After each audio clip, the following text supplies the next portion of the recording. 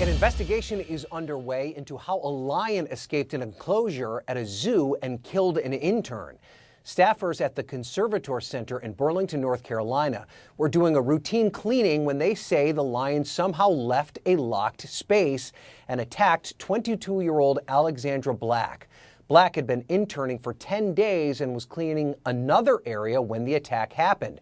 Her family says she loved animals and wanted to make a career working with them, something her coworkers echoed. This person's passion was the zoological industry. This was not this person's first internship. And this person wanted to spend a lifetime around these animals. The 14-year-old lion was euthanized following the attack. No one else was injured. The zoological park is closed until further notice. And joining me now to talk more about this is wildlife expert Jeff Corwin. Jeff, officials at the center say their safety protocol includes locking the large cats in a separate area from humans during cleanings. So how could something like this have happened? Well, that is the standard protocol when you're going to clean the enclosure of a large, powerful predator like a tiger or lion. That animal is secured in a separate holding area so the staff can either administer whatever needs to be administered or clean the enclosure of the animal. So here's the thing.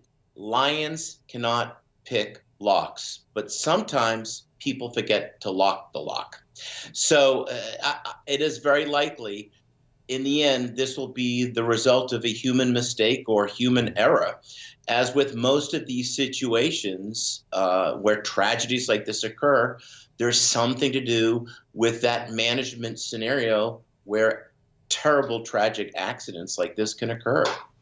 And this, again, reminds us just how powerful and dangerous lions can be. I mean, what kind of training do you need in order to work with a ferocious animal like a lion?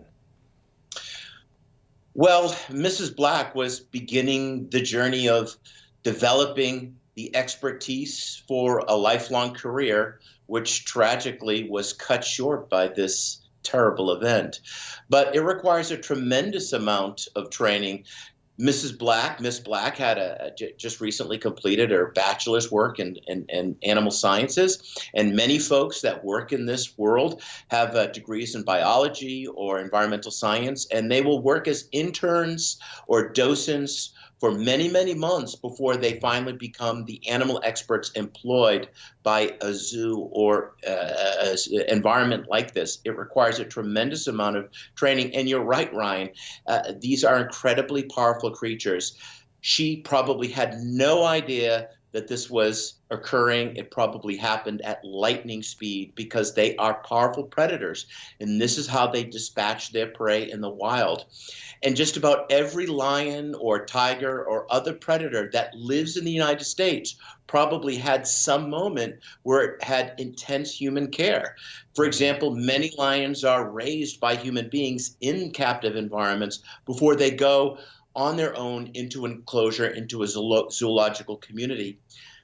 But despite maybe having a sense of empathy for human beings, they are so powerful. If you have a pet cat and your cat has a bad day with a yarn ball, it's the cat being a cat. But if a powerful 400 or 500 pound lion has a bad situation, lives are at stake.